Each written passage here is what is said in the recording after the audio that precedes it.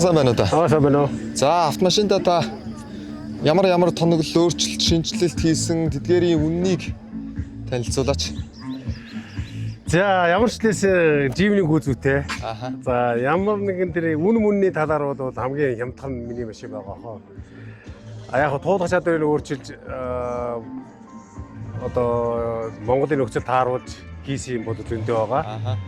Тэгээ моторын дизель мотортой спортаж мотортой. За. Тэгээ явах үед тэнхлэгүүд нь 69. Аха. 69 дотроо бас өөр тийм ухаадаг дифференциац ажиллагч. За. Битэр тэргээд ингээд юмнууд их байгаа. Аха. Тий, тэгээд хийсэн одоо ер нь нийт тоноглолын зардал. За тэрийг бол одоо яг сайн юу яаж чадахгүй байна, тооцоолж чадахгүй. Ямар ч юм одоо мөнгөөр ярих юм бол хамгийн хямдхан машин байгаа. Гэхдээ ерөнхийдөө бол 20 гаруй сая төгрөгийн юм хийсэн байгаа да. Тийм л. За баярлалаа. За баярлалаа.